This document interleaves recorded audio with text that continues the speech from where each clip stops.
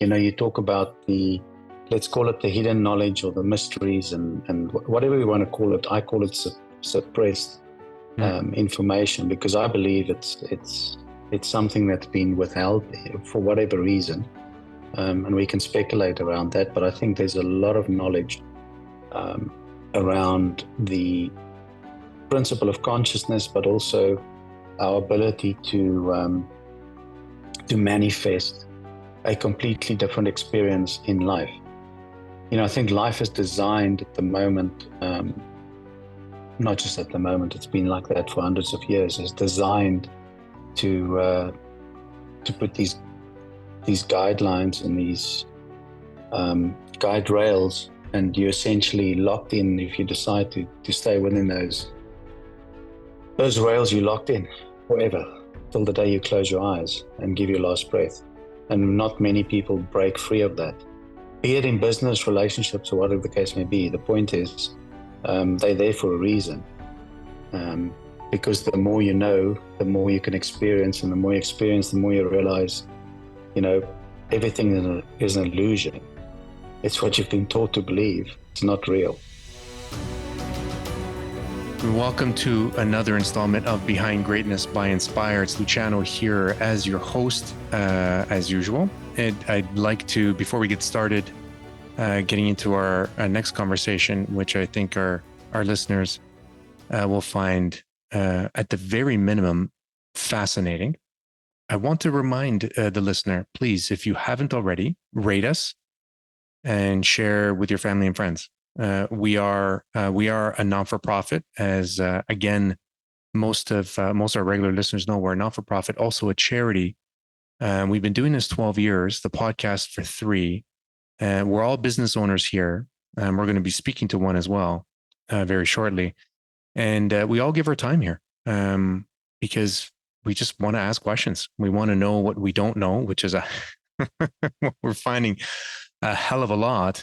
But it's fun. It's fun exploring. So we want to thank you most of all for joining us on our exploratory journey to find out and to ask the what ifs and the why nots. So, in fact, that's what life really is about. And again, one lasting thank you, an auditory hug to those who are joining us on this journey.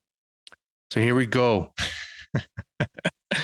We're going to go through his bio, and bear with us because this guest has a wide range of interests and activities and education, and it behooves us to start it off this way. So his name is Werner, Dr. Werner Barkhuizen.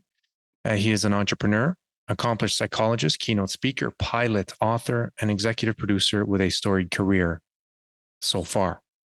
With the foundation of over 30 companies to his credit, he is a seasoned business leader who has a deep understanding of the entrepreneurial journey.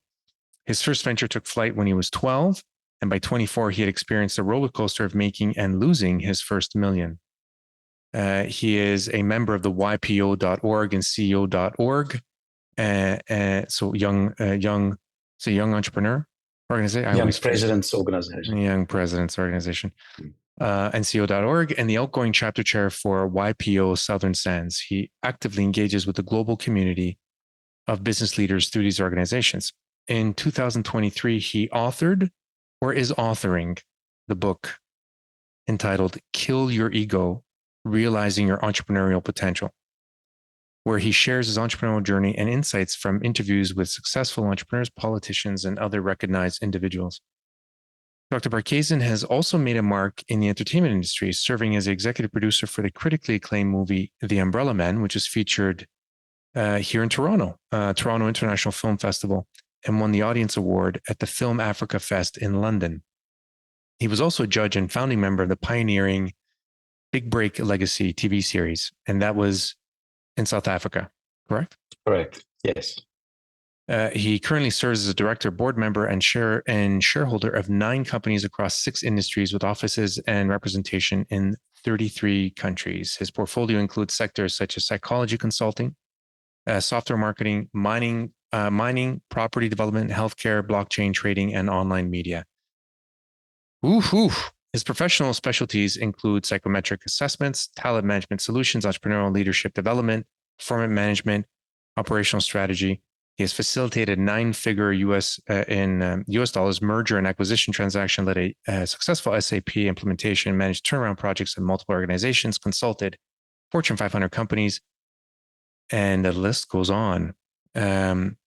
He also has certifications in hypnosis, parapsychology, psychokinesis, and psychoacoustics. Dr. Barkhuizen remains deeply fascinated by the potential of human consciousness and individual experiences. He is currently working on several proprietary consumer solutions in these areas.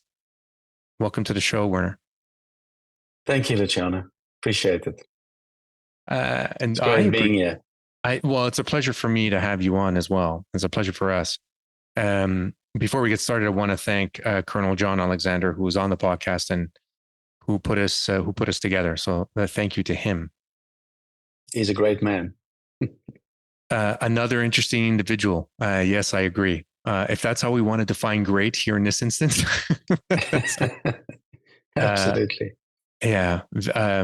A man with many interests and has been spending a life asking questions. So it's not surprising. And a kindred spirit, which is most important. Well, okay. So I would agree with you based on what I've been learning about you, because it's not surprising that he introduced us. Absolutely. I have a lot of questions. So I've gotten to know your story a little bit, obviously, through the last time we chatted. Mm-hmm. A lot of questions. I don't even know how to get started. So I'm going to pick one out of the 7 that I identified. And then we'll see how we can drill down. Sure. So on top of your bio, below your name, you have the words ingenium solutio. Mm-hmm. Why? And what does that mean? So my entire life, I've always, people talk about innovation and they talk about uniqueness. And one of the things I've found is that I have a gift to always look at things in an ingenious way and, sort of finding, I always see light in the tunnel and I always find the light first. And I tend to find solutions to challenges that other people don't even realize there's a challenge yet. So that's when I was looking for a tagline for me personally, that resonated with me. I noticed that because I read the title of your book. Has your book come out yet? It will be launched in the fall of this year, fall 2023. Okay. So kill your ego, realizing your entrepreneurial potential. Yeah, that's imminent. So going back to those 2 words, ingenium solutio, I looked up the meaning and of those 2 words separately. So natural character, ingenium, and solutio, a disillusion, or disillusion, not disillusioned, but disillusion. Yes. I found it pretty appropriate. Elaborate? Well, maybe this conversation will help elaborate. So the dissolving of, because, like I mentioned, killing your ego. There are themes of disillusion in the conversation that we had, and maybe coming up we can elaborate, and then maybe we can come back to it. Who knows? Yeah. I thought it just very curious. Okay, let it flow. Let's go. Let's let it flow. So in the last part of your bio, we talked about your certifications and various things that are esoteric. What is psychokinesis? And you have a certification in this. So I'm going to start with at the beginning, and then I'll end with the answer to that question. Sure. At a very young age, I stumbled upon very interesting subjects and stories and books and so forth. My grandfather always said to me, if you want to understand the world, you have to explore and read and find anything about everything and everything about anything.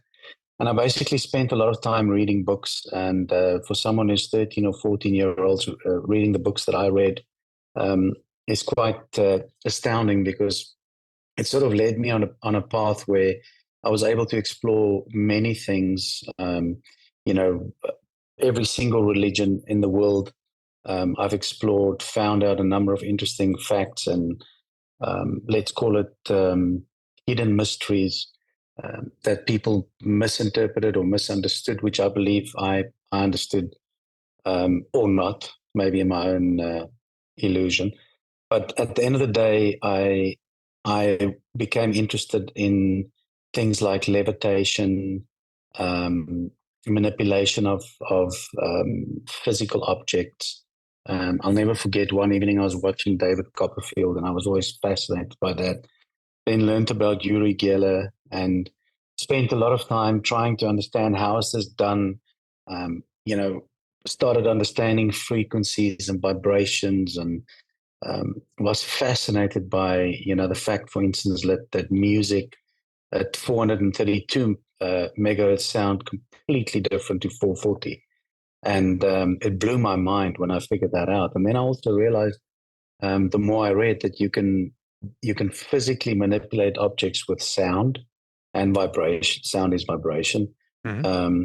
And ultimately it led me to read up on how can you learn more, and ultimately get exposure and experience in these areas, and was very fortunate to stumble upon the Monroe Institute, where I attended one of their courses, which was at that point spoon bending, and it was just, I didn't even know that you can attend a course to do that.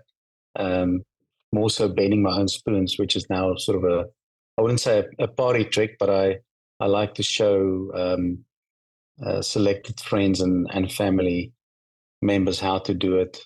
Um, Obviously, I do it in private, not in public or on stage, but it's just amazing to realize that we are more than just a physical body, that we're able to manipulate with our minds.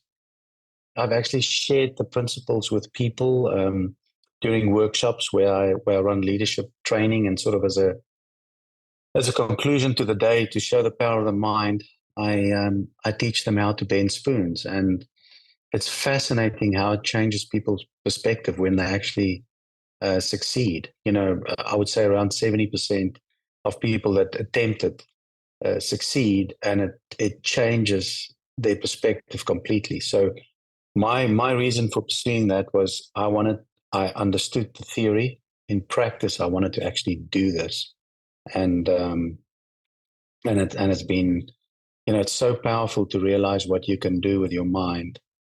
It fascinates me, and I keep on exploring and exploring, and I'm sure ultimately we'll find the connection. Hopefully today in this interview we'll make some progress, even if it's just 1%. Yeah, keep your expectations low, Werner. um, so okay, so I didn't know this. I didn't know this about you and what you were doing, your activity on the psychokinesis. John Alexander showed me a picture. It'll be on the video version of this as well, that we posted on YouTube.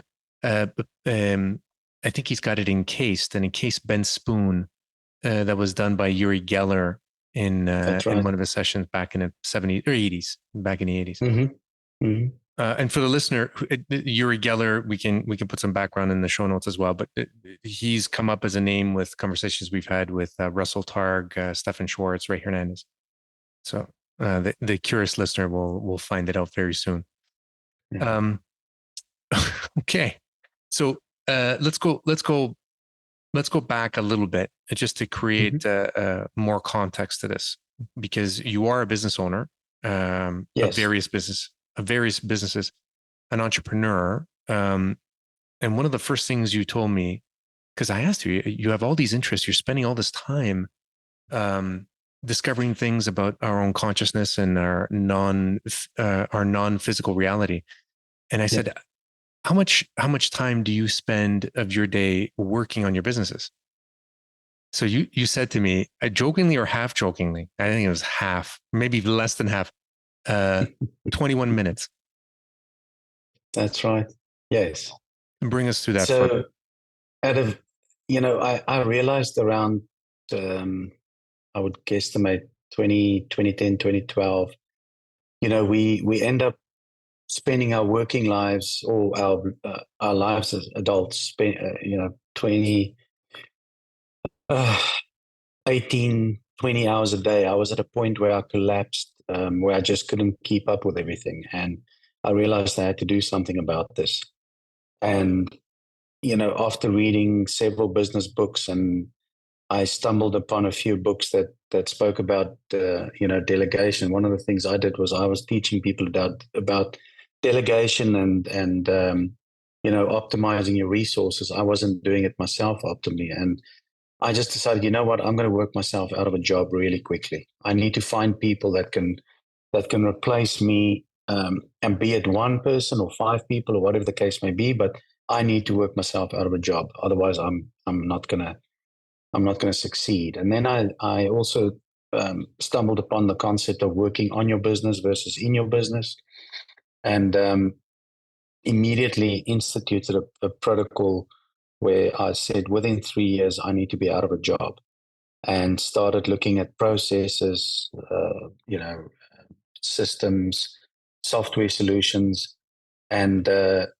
automated every single transaction. So everything that was done on a transactional basis, automated that through software, and basically found the right people that can replace me. Ultimately, ended up with five people replacing me, doing the things I can do on a daily basis, and that's basically what I did. So what I do now is every day I have what's called a blackjack meeting.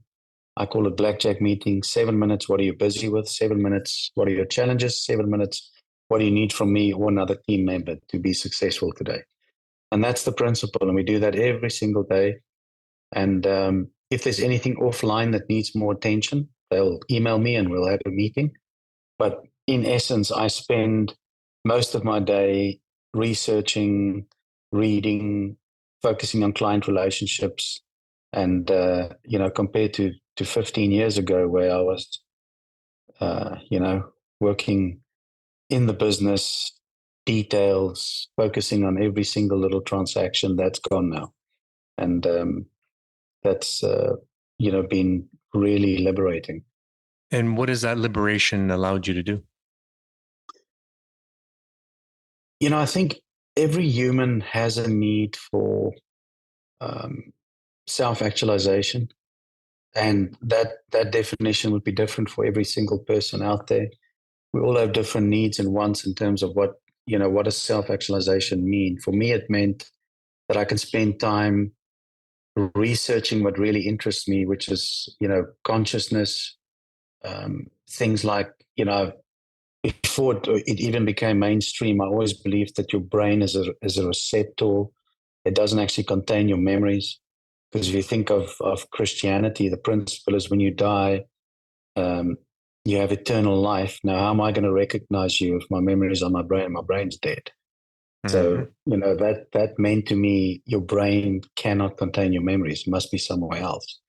And the mystery of consciousness sort of, took over a lot of my time, and researching all the different philosophers and researchers on that, things like why do we have subject or so-called subjective experiences, and then also collective experiences, where people have the same experience in different locations.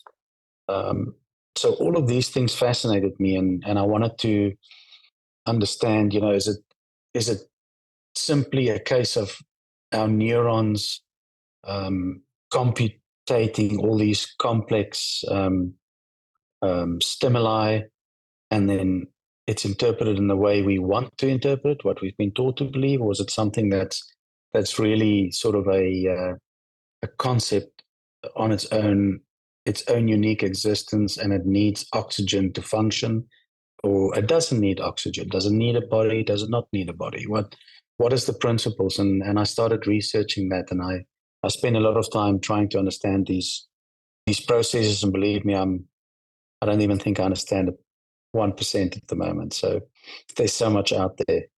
For me, that's key. I think key to hear, and it's comforting when you tell me you don't know Jack. the last thing I want is the last thing we want on the podcast is somebody telling us that they know and that this is it because they're the smartest guy in the room.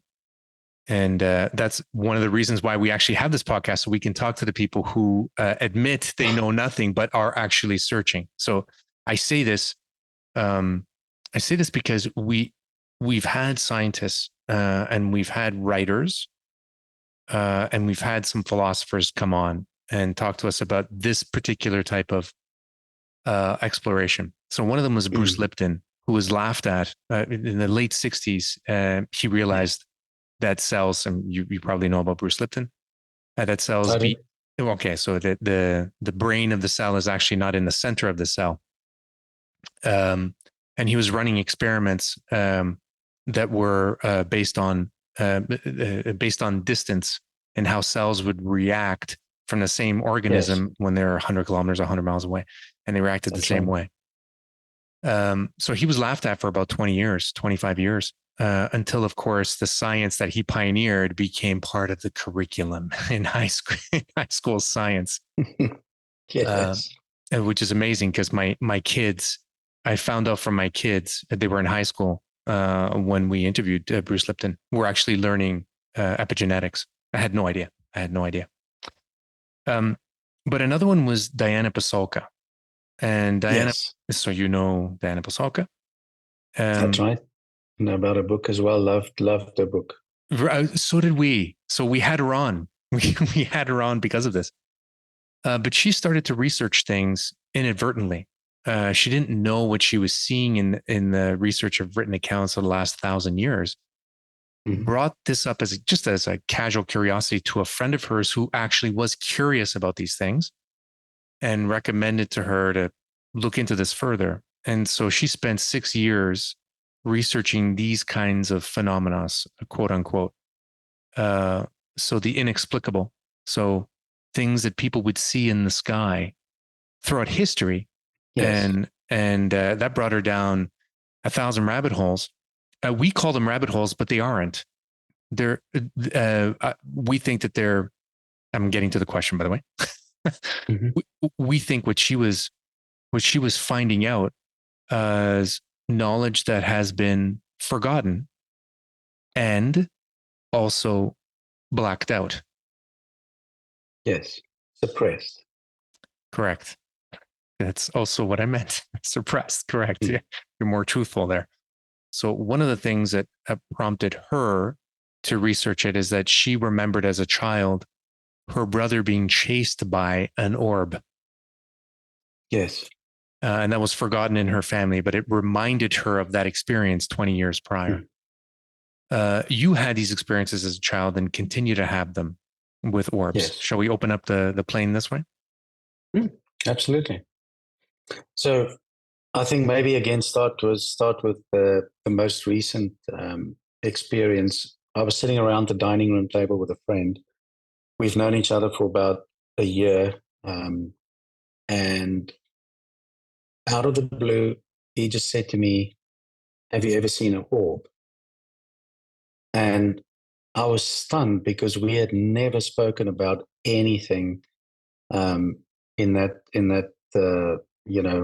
line of interest or subject or topic for that matter, and we had never discussed religion, anything sort of out of the normal sphere of any new relationship. And I was absolutely taken aback.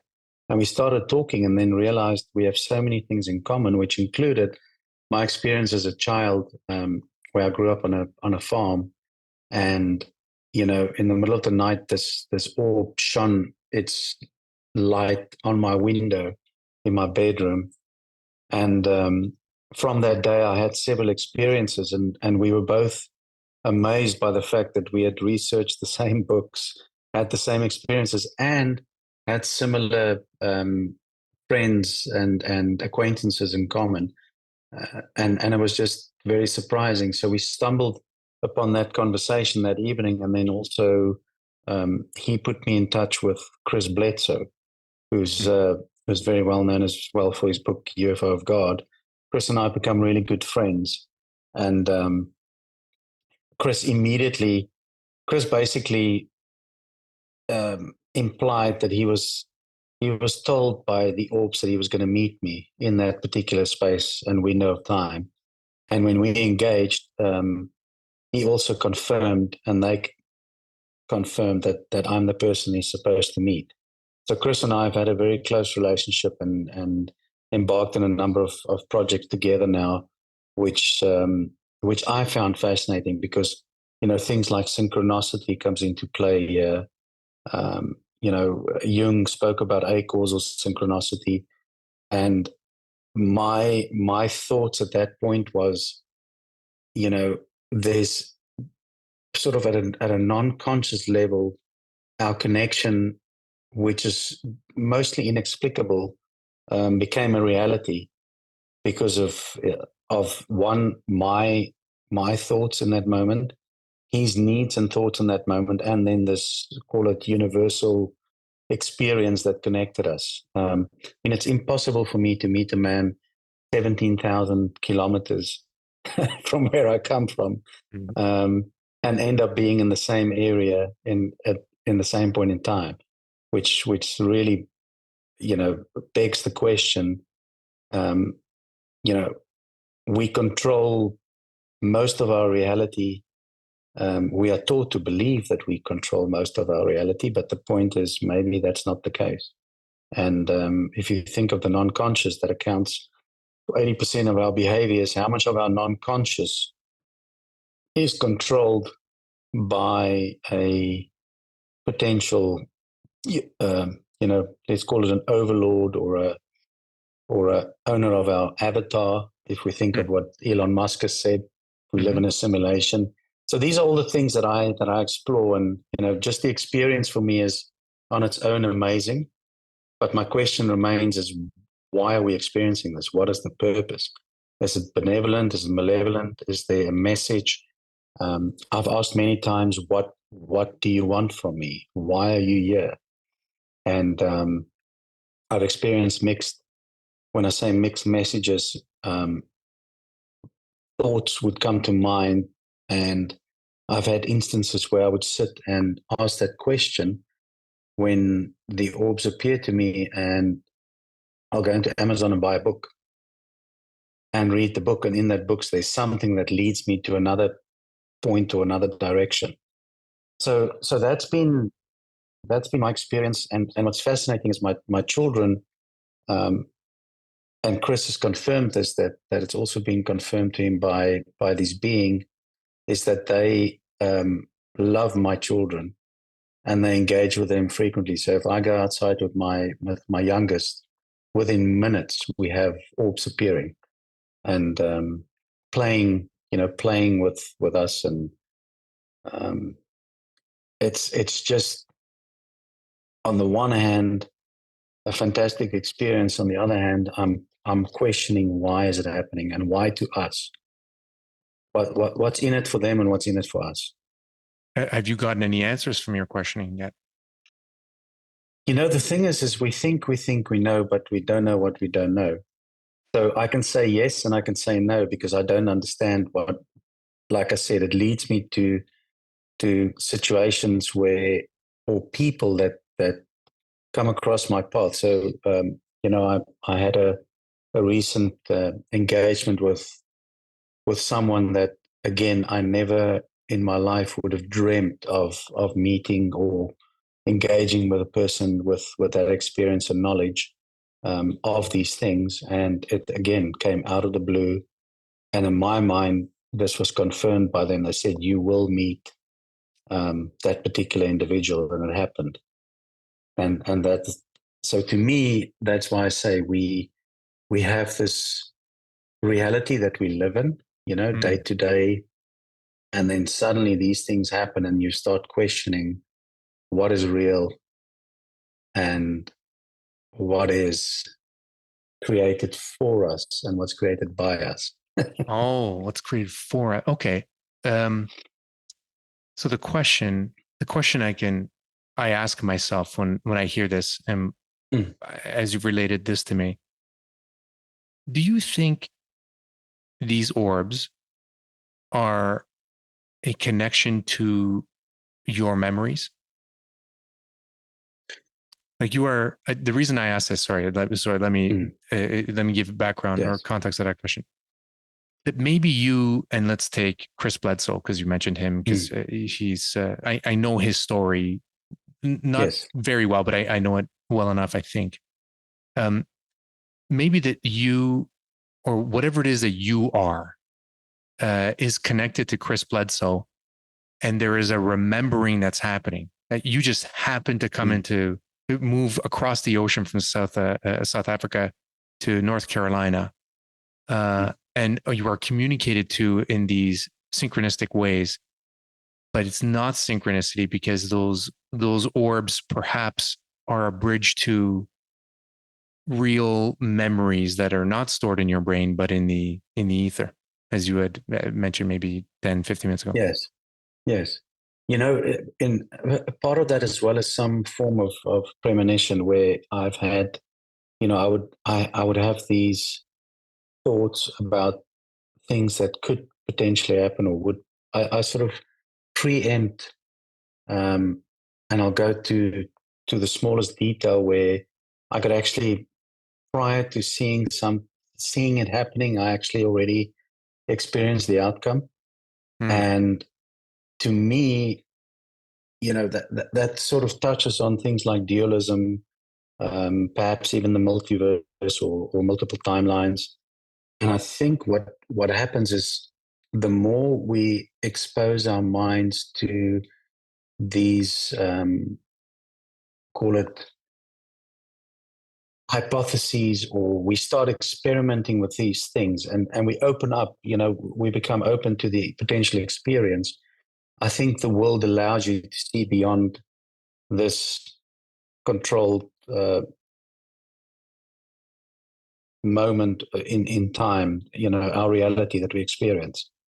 The moment you step out of that and say, wait a minute, I want to see more, I know there's more, because this can't be it. And the moment you step out of that box that's created for us, I think these things start happening, and you start experiencing, you know, events, or a different reality in your moment of consciousness. And that may be, and that's where I question the process. Is it something that I want to experience, or is it really happening? Because that is another question that I have, is on many occasions I've sat down and said, okay, I just experienced this. Was it real? Did I want to see it? Or was it actually really happening? And can I differentiate between the two? And I think that's another challenge we have as humans, is you experience something and you question yourself, is it what I wanted to see? I.e., if you think about it, if you put a human in a bath, let's say oil at body temperature, and they can only breathe, all their senses are deprivated, their brain will start creating a reality, because there's no stimuli. So their brain will create something out of nothing. The same principle applies here. Did I want to see it, or did I actually see it? And that's the question. For me, the confirmation is that 4 or 3 or 5 individuals experience the same phenomenon independently, without any prompting from anybody else. So we all looked in the same direction, we saw the same thing, and we can all explain. And there's minute differences in the experience. And that to me confirms that there is definitely some phenomenon of some sort. The question is, those who have really experienced it, and those who experienced it through others. And I think that's one of the keys that we also need to understand, that, you know, you mentioned earlier about the non-locality, you know, the research by Lipton. I believe that our memories reside outside of our minds, out of our brains, and that collective consciousness requires you. And if you think of people like Edgar Cayce, he was able to tap into that collective consciousness. How? I wish I knew, because I would give anything to be able to do that. But it's fascinating that we could attune ourselves to be in perfect sync with our memories at any point in time, any place, which again goes back to what Jung said as well about the synchronicity, the principle of synchronicity. So, things like the holographic principles in consciousness, in string theory comes to mind as well. We think about that encoding of memories and thoughts, and also potentially transposing those thoughts to someone else through different forms of meditation, or even hypnosis or mesmerism, or whatever the case may be. So I think there's more to this. I mentioned it to you before. There's a golden thread running through all of these things, and we, if you, I think I started building a mind map, which halfway through I scratch it out and I start again, because every time there's something new and something complicating it more, which I believe, it's intellectually intriguing, but I do believe we need to find a way to engage all of these researchers to create a single model of consciousness, experience, and phenomena, because I do believe we'll get closer to the truth there. In a sense, I think that is happening at a 50,000 foot level. There is movement of beings. I'm using this figuratively, and there's a movement of beings towards a central location, just by virtue of the fact that these kinds of conversations are happening, right? Yes. But yes, you mentioned golden thread before we started recording, and you mentioned it again. And like before, I'm agreeing with you. There are people, and we've tried to have as many as possible on the podcast over the last year, because we're so excited about this. There are so many people who have been actively pioneering this. I say actively pioneering because the world doesn't allow them, so they continue to pioneer these fields of study, but they're doing it in silos. They have been doing it in silos, large or small silos, but still. Folks like Stephen Schwartz, Ray Hernandez, Bob Davis, Bruce Lipton, like it list goes on. The people that we've spoken to, never mind that, and John Alexander and so forth. I think it's proof that energetically but I'm going to throw this out there because I'm starting to believe this, in a sense that we know each other. The reason that you and I are speaking here is not because John Alexander introduced us. It's because we already knew each other. And I find when I catch myself thinking this way, my feeling towards a person and a situation becomes much more, I was going to say the word in Italian because I don't have anything, ampio, more full, more robust. Yes, and a deeper connection. Well, that's as a result, a deeper connection. Yes. But I feel much more powerful in how I view things. If I feel like you and I'm taking you and I as an example, you and I have been introduced because we already know each other. Because it takes me out of my day-to-day operational in business thinking instead of on business thinking, just to take that analogy, right? That you used. Yes. And that's exciting. That's absolutely exciting when I catch myself thinking that way, because then it's not just thinking, it's also the feeling I get when I interact. So if you think about that interaction. So firstly, we are all connected non-consciously. So we are all connected at a certain level. So if you think about it, when you go to an outdoor event, like yesterday when everybody celebrated the 4th of July, the 4th of July yesterday in the United States created the ultimate collective consciousness on the particular day, where you walk into this space and you feel the excitement, you feel the emotion, the pride, whatever the case may be. But I think in that in that vein, we are all connected, which means that at some point in life, events and opportunities will arise where you cross paths.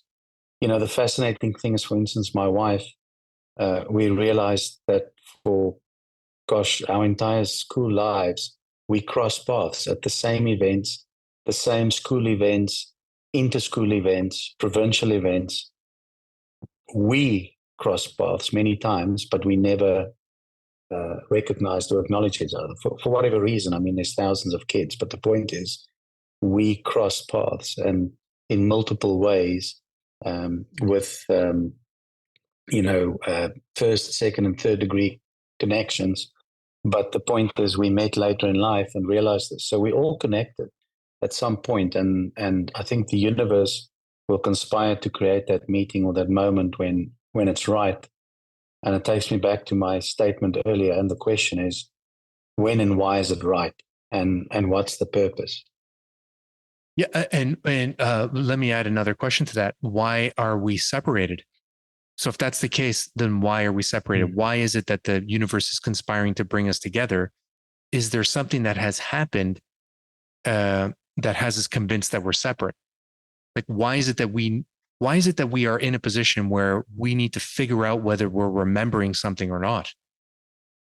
Well, the first thing is because of our egos in our physical bodies. Our physical separation is driven by our ego. And we are taught to believe that our ego is our primary manifestation of ourselves, which it's not. That's why we need to kill our ego. This is why you use the word ingenium solutio. You got to dissolve it. Yes. You have other stories that you shared with me that I would kick myself if I didn't ask. Oh, and by the way, sorry, I'm going to interrupt myself here because you mentioned the 4th of July. We're going to be speaking with a fellow named Roger Nelson, who actually researched this at Princeton University. And I think it's called noosphere, double O, noosphere. Yes. And he was one of the principal researchers, psychologist, parapsychologist as well, retired now. Oh, wow. Fascinating. Okay.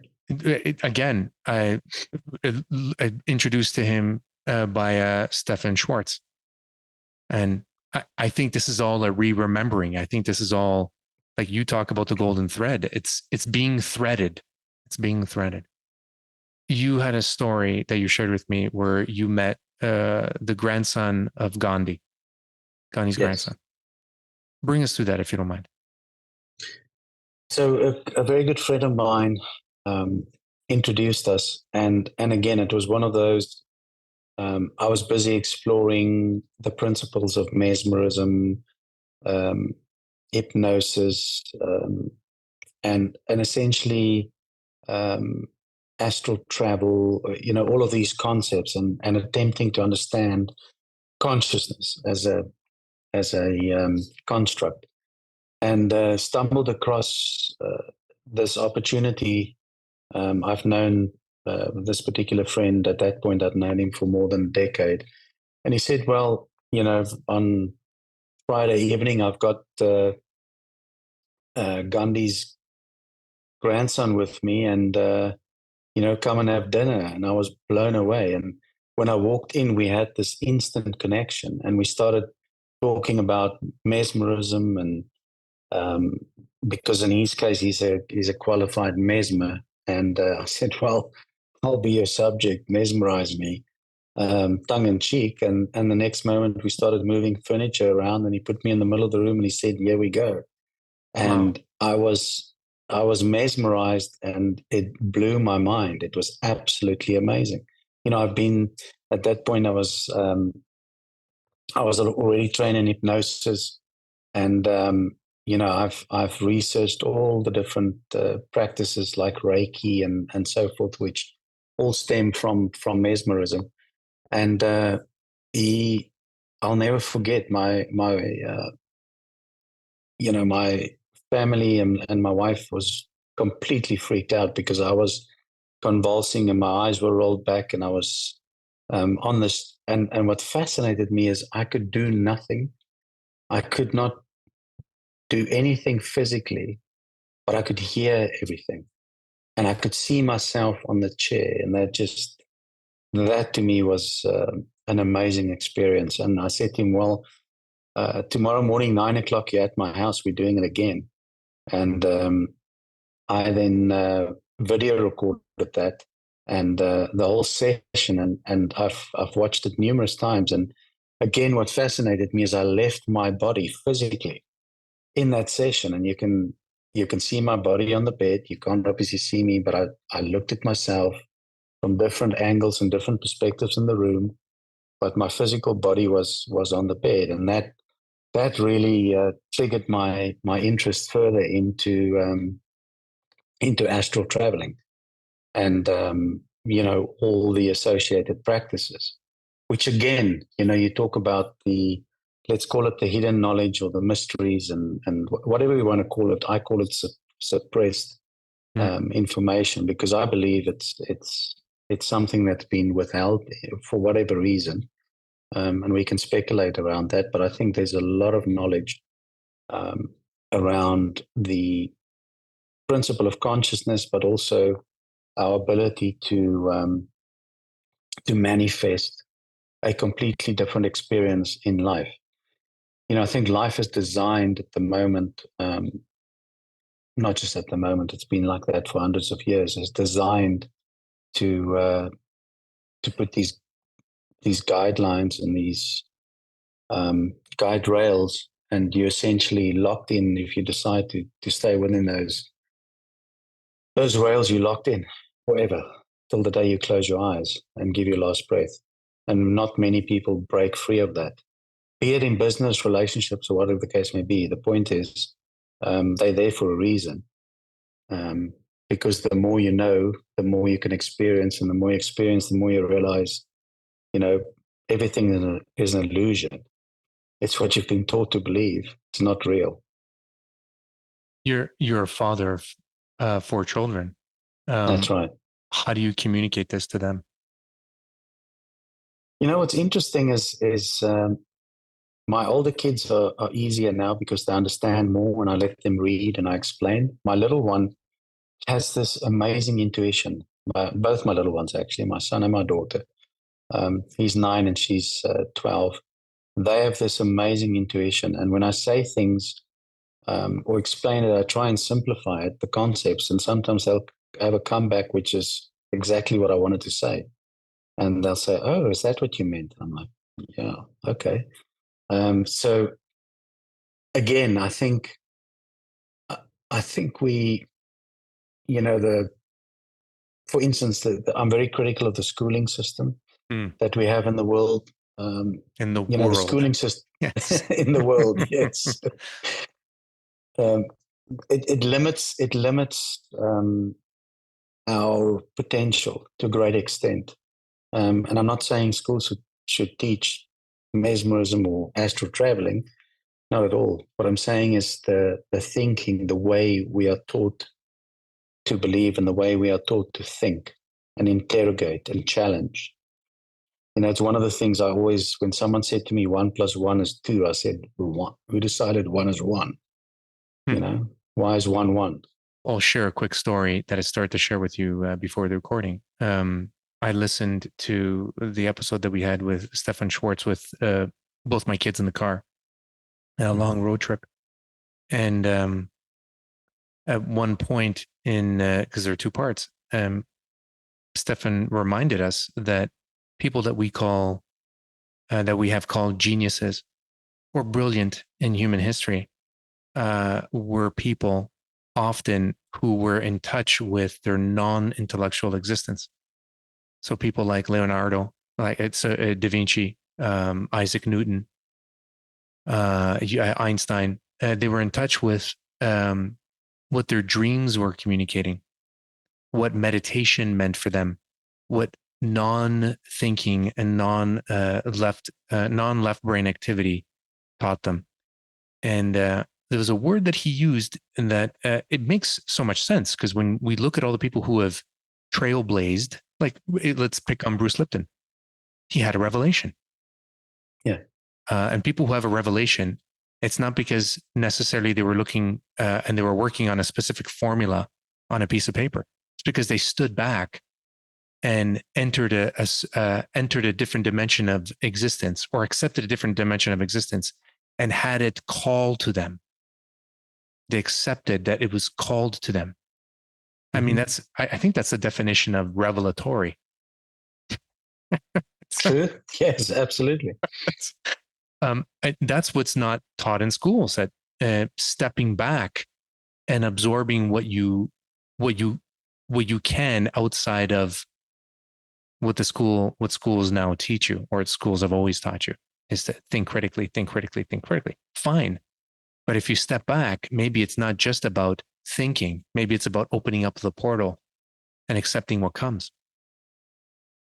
Well, they teach you to be critical in the context of whatever formulaic solution they give you to use as a basis for thinking. So here's the formula to think, or here's the model to think. Mm-hmm. There's no other models. So you're limited by the critical thinking model that they provide you with. We're restricted by the models that we press upon our kids. Exactly. So let's go back to the story of leaving your body with Gandhi's grandson in those sessions. You started at that point. You started to experiment with this yourself. Again, what fascinated me is less than a month prior to that engagement, and before even knowing that he existed, this human, this individual, I had started experimenting with this and playing around, read books, tried it out, went to someone who helped me a little bit, and someone who's similar to John Edwards. She's also she can communicate with souls and spirits and so forth. And she provided me with some guidance on astral traveling, and I'd read a number of publications around that, and started playing with it. And when we met, he said to me, "I saw you." And I said, "What do you mean?" He said, "I saw you playing around, but you must be careful. These are the things you need to do when you do this." And he gave me the whole spiel and protocol to make sure that I don't get hurt or end up in the wrong situation, because it's a dangerous game if you start engaging in astral traveling. So he warned me of the risks, and because there's bad entities out there that can enter your realm if you're not careful, which I at that point read, but I didn't take it seriously. And he explained to me what can happen and how to avoid it. Well, sorry, what can happen? Tell me more. Well, you could get, literally demons entering your environment, or your own body, or people around you, your household. So if someone at some point, in my life, I was involved in exorcisms, because people go through extreme strenuous physical experiences and activity when exorcisms take place. And as a psychologist, I was there to support them afterwards with the psychological and physical experiences, and helping them understand the reality. Once the exorcism is completed, and the same principle applies. Those demons can enter your body or those around you if you're not careful when you engage in astral traveling, which I knew, but I didn't really took it seriously until he spoke to me and explained. And it blew my mind that he knew I was there, and he saw me. And again, that goes back to what I said earlier. I wasn't there in my physical manifestation. I was there with my soul, spirit, consciousness, which he recognized. When you are in a room, or when you're in the company of people that with whom you don't feel right, where there's an unease or a dis-ease, wouldn't that represent for you that there's malevolent energy around anyway? Like, and if you want to become enamored with these people, let's just say you enter a room and you want to be part of this room, but it doesn't feel right, but you want to belong. I mean, everybody's been through that kind of feeling, I think, especially as youngsters.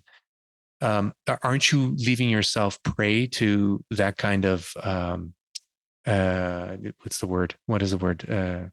Latching on by Yes, and malevolent those, energy. yeah, and the risks, absolutely, absolutely, and that's why, I, not only in this space but also in business, I've learned that if there's someone in the room that I just cannot, it doesn't feel good, it doesn't feel right, that's a big warning sign, that's a red flag. And I think most humans ignore that. Mm. Um, when we engage with others, we tend to ignore that, but that feeling is real. And again, that's the power of the non-conscious.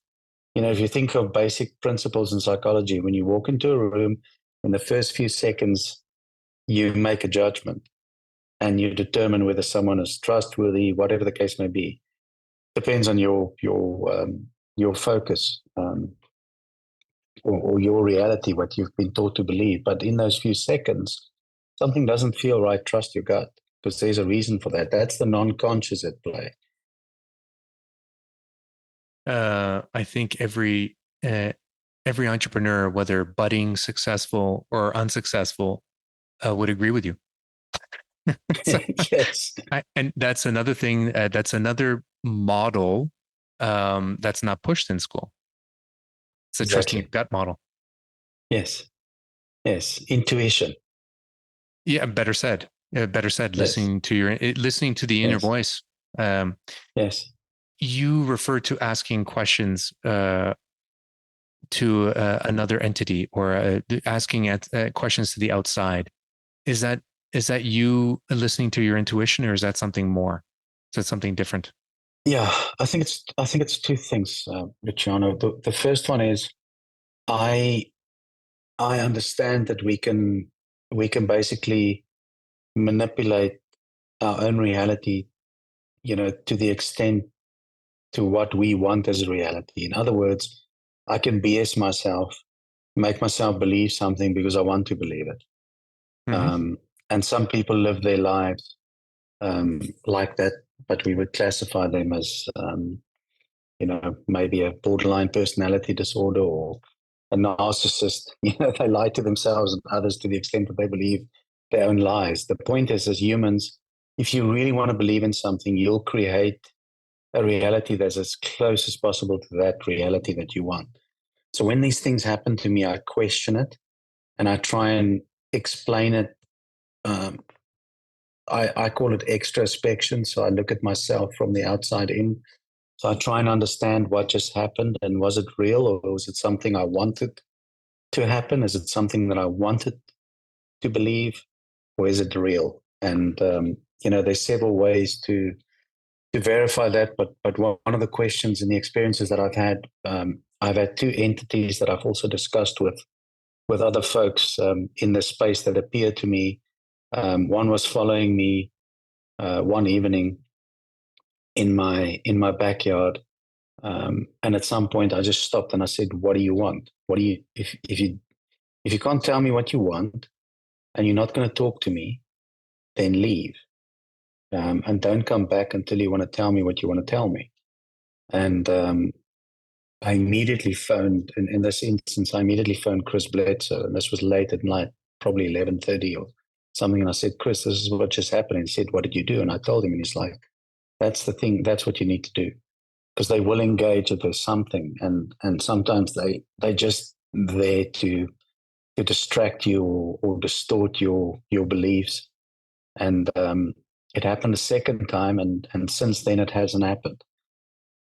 And And the second time you had you shared the same words. I said, if you can't tell me what you want or give me something tangible, I'm not interested. Go away. Um, and he said to me on both occasions, um, it's this whole play between good and bad, um, because we engage well, at least we believe we're engaging in the good, and the evil will always come in between and try and sway you or dissuade you from engaging. And I always challenge that because I want to know. The interesting thing is, I was never fearful, but I always felt very uncomfortable with these entities. And then he explained to me that they are not good. So you tell listen them to to your go gut. away. You listen to your Yes, gut. exactly. I have two questions. The first one is more superficial, but I'm just curious anyway. Can you explain them? Do you know what you saw them? I'm going to assume you saw them Tall, kind of. I would say at least 7 foot tall. Yeah. Like in a cloak, kind of. I would say wearing a cloak, and I couldn't make out the face, but I could see the broad shape, eyes, mouth, nose, and just sort of floating, not on the ground, but not off the ground. Very, and sort of like, let's call it holographic for the lack of another term. So it wasn't a solid. It was a holographic entity to make it, to explain it in the simplest format. And they had human features of what you could see. Yes, absolutely human features. Yes, wow. Human-like features. Yeah. So I'm not the first person that experienced that. Chris experienced the same, so we could corroborate the detail. Well, and I've heard this from others who've been on the podcast. One who shared on the podcast, and a couple of others who didn't. So that's why I ask. I'm just very curious. But it seems like, I don't know if this is a question, but it seems like when people are exploring the way you've explained how you've been exploring, like really pursuing your curiosity in the esoteric, if I can say esoteric, I mean, I think that's cheapening it. It's not really the esoteric. It's existence beyond what you see. It feels like it's a signal to others who might already exist there, who might want a part in it, or are maybe curious about why you. So let me back up. Maybe your curiosity and your exploration of these particular curiosities, are putting you more aware already in another dimension, and that's like a trigger for entities who might exist in that other dimension. Say, oh, Werner's waking up. What's happening with Werner? And you become a curiosity to them. It's the question. Well, yes. I mean, again, we're going back. There's many things. So in the Bible, they talk about the princes and the principalities, and in other religions, they refer to interdimensional beings and whatever the case may be. I've had many experiences where I would, like, for instance, sit in the doctor's waiting room, and suddenly there would be this figure that just appears, and that would nobody else in the room recognize. And I just see it and I feel it. I actually get goosebumps, and it just walks past me and it'll turn around, look at me, and just disappear. And not in a scary way, just like, I am here, know that I'm here. I've experienced that multiple times, and I believe that like you said, the more you explore, the more you engage in this, the more these, call it multiverses or parallel universes, will become, I wouldn't say accessible to you, but those beings want to engage with you because you are searching, and they want to engage. And the same with the orbs. I think the more you explore it, and the more you acknowledge it, the more it will appear. And that, I think that's the principle of, you mentioned esoteric. I'm frustrated that mainstream science call it esoteric. Yeah. Because just because it's not supposedly empirical doesn't mean it's not real. And I've said it many a time. There's a reason we are exposed to things in the world. Some people just choose not to acknowledge it because of the guardrails. Yeah. So the Yeah. guardrails have limited them, and they fear to tread because it would be outside of the norm, and they fear to announce it publicly or share it because they may look like fools. Um, at the end of the day, Charlie Chaplin, I forget the exact quote, but he said, um, "I'd rather look like a fool than not try." Ah, So I'd rather just, you know, I don't really care because it's about me and what I want to know. And I believe I was put on this path to know, and hopefully one day I'll know a little bit more than I know now. maybe you're not put on this path. Maybe it's your essence, your real essence. Call it in another dimension. Call it your real memory. Um, is being jostled because you in this existence are curious about it, and you're Yes, jostling around in there. exactly. And also we need to ask ourselves. We were talking about it the other day because I think I shared with you when my father-in-law passed Yeah. around a year ago. My daughter and wife drove to school, and my daughter wore a shirt that he gave her that morning on the way to school. And she said to my wife, "I really miss Grandpa." And the moment she said it, this beautiful, huge golden orb appeared in front of them and followed the car all the way. And they both started crying, and just they couldn't believe it. And they both, it was such a shock to them. And when they stopped, my wife phoned me and she explained what happened. And I said, "Well, there you go.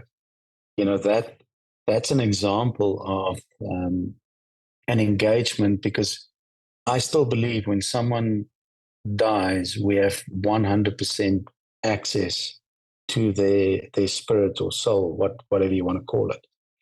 Um, they just in a different uh, universe as opposed to ours, a Uh, non-physical universe. it's so silly that we're saying this. Um, I'm with you. I've been following you. Mm. The Western world is using your term is perfect. The guardrails. We've put on guardrails on everything, so we have to make excuses, or we have to apologize for thinking in a different way, or we have to call it, like you said, spirit or soul, or because you don't know what to call it, because you don't know how to define it. And when Yes. it can be just simply defined as your soul, it can be. Why can't it be? So you mentioned in the last conversation we had Mm. the Sangomas, the Zulu tribe in Yes. in Yes. South Africa, um, and how they're. You said it. You said it quite nice. You said Africans are enamored with their ancestors. Um, Yes. but It's true. so let me add my comment on this. So I believe you. I also know it. Mm. um, Mm. but there are a human reminder to us that all human beings used to feel this way until we were westernized. And this got nothing to do with Western. This got nothing for. I am not an anarchist in terms of Western culture, but Western culture put on those guardrails. And so, looking back to the Sangomas, we think, well, the Africans are close to their ancestors. And yes, they are. But we all were at one point until we put guardrails on. Yes, completely the same. I mean the same with in the Bible. There's many examples of UFO. Well, they changed it now to UAPs, but Hmm. UFO sightings and experiences, descriptions of chariots, flying Yeah. chariots, etc. And I think, um, think about it this way as well. The Israelites were led out of Egypt by a pillar of cloud by day and fire by night. Um, right. So forget whether you're Christian or not, whether you believe in God. That's immaterial now. Where did that cloud come from? Supernatural. So what is supernatural? It's something we cannot explain. The same with esoteric. They can't explain it, therefore it's not mainstream science, therefore it's alternative science. but in the Bible, there's so many examples of these experiences and people that saw UFOs. Think of the Vedics in India. I mean, they've shown spaceships or craft that's more than 2,000 years old. I mean, it's written, cast in stone. They saw it. Mm-hmm. Why are we? I wouldn't say chastised, but criticized for believing in this. Why is it not? Why do we need to? Why do we need to suppress it? There's a reason, and I think that reason is that humans uh, are limited in terms of their understanding of their own potential. They don't want people, and I don't know who they are. So again, I'm using the word loosely or flippantly, but Yeah. there's this suppression of real knowledge that can lead ultimately to individual powers that are beyond people's imagination. Think of things like levitation. Many people have witnessed levitation, for example. It's on my bucket list to levitate. So You're bending spoons and showing others. so I need to levitate. But the point is that is I think that's one of the mysteries, and I'm being flippant now, but I think that is what we you asked right in the beginning. I try and balance these things because obviously I have to pay bills and live in the reality of having a family and the the social creations around us and structures that we need to abide by and abide to. But the point is, I think as humans, we have this opportunity now to explore beyond the limitations of these guardrails. And if more people start doing that, I think we'll start realizing that, even things like religion, I believe a lot of religions are based on the principle of control as opposed to the principle um, of freeing your spirit for eternal life or your soul for eternal life. A lot of it's about control more than anything else.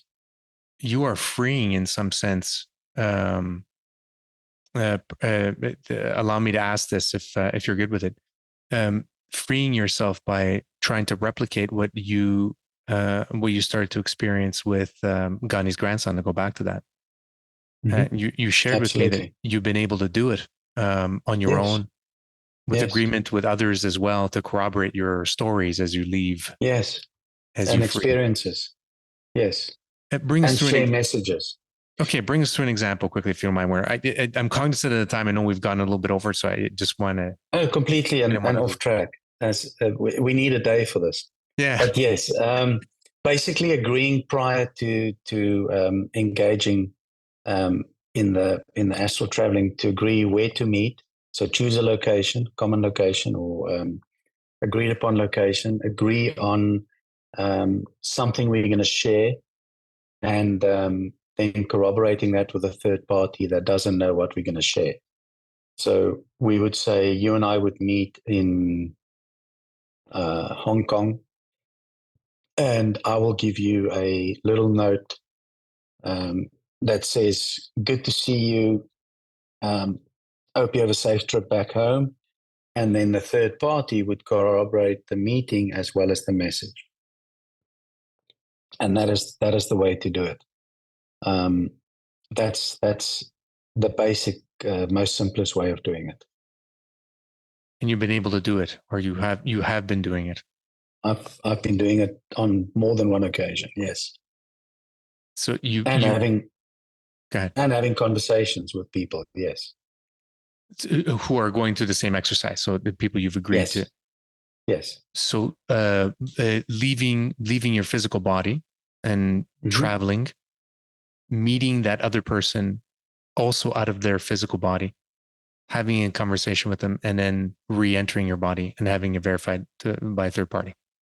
Yes. And a complete loss of, call it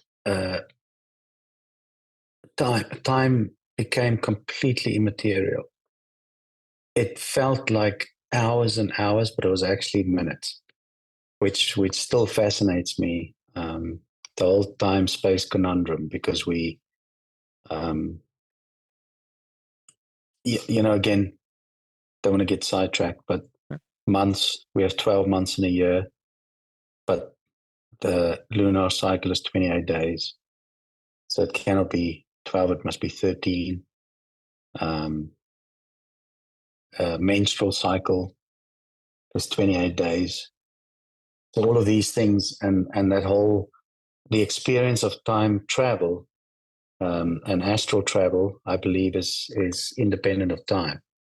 So, if you look at all there's a lot of writings about time travel and the principle of time travel, which I believe may be a very advanced form of astral travel. I've definitely not mastered that, to travel back in time, but there must be. I'm sure there's a formula to that as well, which I was going to insert the word yet, but yet. I believe there's a lot of people that have already mastered that art. To be honest, I know it sounds completely ridiculous and crazy, but I do believe that.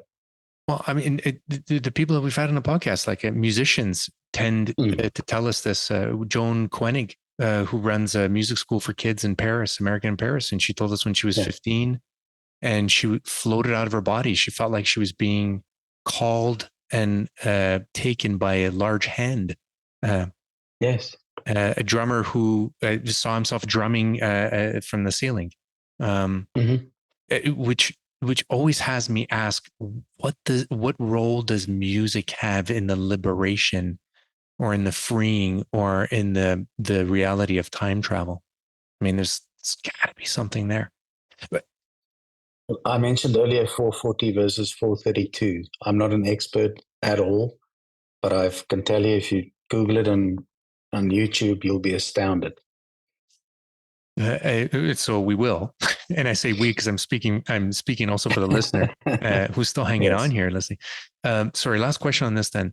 What when you are outside of your body and you're, for instance, the last time you had done it with your colleague, how are your senses existing? Could you hear things that you otherwise wouldn't hear? Could you see things? Could you see things differently? No. Nothing. I could not. So in other words, are you talking about in my environment, immediately surrounding environment, or while traveling? No, you as in the essence that's you, not your physical body while you're traveling. Yeah, I've not. What's interesting. It's like a dream state. It feels like I'm dreaming, but I'm controlling the outcome. I'm 100% in control of what I'm doing, where I'm going, even speed and height, and it's absolutely astonishing to experience that. But little things like, for instance, the sound of a car driving on a road, I wouldn't hear that. So maybe it's just me because of my focus on the message and the mission, so to speak. But I'm sort of shut off completely, just focused on getting stuff done, what we're trying to accomplish. Yeah, 21 minutes. Yes. Fascinating. I don't know why I asked you the last time. It just came. It just came to me as I asked you. So I'll ask you again. I don't expect you to answer because you already gave me the answer. And I don't know why. But when you shared with me the last time, I asked you, have you given a try listening to how animals speak when you were in the astral traveling? Because that'd be so fascinating to understand how they communicate. If you can have a if you can have a different look, like when you're outside of your body, to see how these beings are really. I believe that animals can communicate.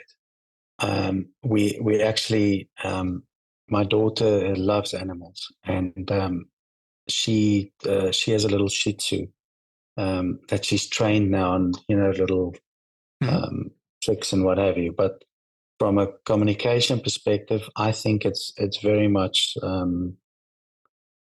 similar to what people would call telepathy. Thought transfer, thought sharing. I think that is something that again has already been mastered by some secret lab underground that we don't know about. Mm-hmm. I'm convinced. Mm-hmm. And it's not mainstream yet, but I do believe that is absolutely possible, especially if you look at the research that's been published, um, on that particular subject. There is cases of successful communication and idea exchange. You did mention that orbs, when they often appear at night or before they appear, that you hear owls. Yes, lots. We So, did yesterday as well. So the owls serve as a precursor. So we know when we hear the owls. And again, I confirmed this with Chris and other experiences, that we have, and this is also interesting. Owls are not everywhere. And what fascinates me is wherever we go, when we hear owls, we see orbs. So there's a definite link from that perspective that the owls know, and there's a connection. And, one particular evening, I think I shared this with you as well. I was in Florida, and I wouldn't say my wife's a skeptic, but she would never go outside on her own outside of the house at midnight, ever. I mean, that's just unheard of, not even on the patio. And that particular night, she texted me and said, "You won't believe what just happened." And she sent me a video. Just before midnight, she heard these, in her words, horrific sounds made by, it sounded like a dog or a wolf or something that was just it sounded like it was being tortured or killed or something. Terrible noises. And after about 10 minutes, she felt the urge to go outside, and she heard that, and she heard the owls. As she went outside, there was this massive orb right by the tree. Now, she, at that point, had never experienced the orb on her own. It was always with us. And she video recorded it, and it sat there for about 15 minutes, making small horizontal and vertical movements, circles, and then disappeared. The moment she walked out, the sound from the dog or whatever it was stopped immediately. She saw the orb. She came back into the house. About 10 minutes later, it started again. She went back out, same thing. Orb was there again, moving around. She recorded this on video. The next day, at exactly the same time, same thing happened. wow. And I ultimately ended up walking into the woods to go and see if there's something, because it was just very strange when I came back home. That evening, the third night when I was back home, exactly the same time, exactly the same thing. And we went out together. Same orb, same situation. And again, the owls played a central role. And, I get goosebumps when I think about it, because it's like, what are the odds that that same thing can happen 3 nights in a row? You can't see it, but I'm getting goosebumps now. Yes. And that's, so that was one of those, specific experiences. We've had others, but the owls play a central role. And according to my research and sharing with other experiences, owls play a central role in this. And that's why, if you think about it, owls play a central role in many other, call it, associations or groupings across the globe, including DC, where the layout is in the shape of an owl, which makes you wonder. We were introduced by somebody who's researched owls and the paranormal about a year ago. You're prompting me to remember this and to make a note to reach out. Please do. McClellan. I think his name is Michael McClellan. Hmm. Okay, I made a note here. Werner, one last question. We've been way over time. We'd love to have you back. We can further explore things. Yeah, absolutely. So last question. What is greatness to you? I think greatness is when you can go to bed at night and close your eyes without feeling any guilt, regret, or urge to change what you've done on that particular day or in the past. That's greatness. I'm going to test that tonight. When you know that you did the right thing at the right time to the right people. And, I think we grow up with this guilt and fear and obligation to do things or change things. And I think greatness is when you realize that you've done what you can do and you've done your best in that context. I'll have to say, I didn't expect to hear that from you. But it is sobering too, to hear that. It's the simple things. I think that's what I'm reading from that. It's being, maybe I'm inferring too much, maybe I'm being too lofty, but being good with people and about things at the end of the day. I think most importantly with yourself, because if you love yourself and you are comfortable with who you are and what you are, you can give more love to the rest of the world and those around you. Amen. Amen. And I don't mean that religiously. Werner, it's been fun, man. It's been fun. Thank you for sharing all this. Wow. It was great. I appreciate it.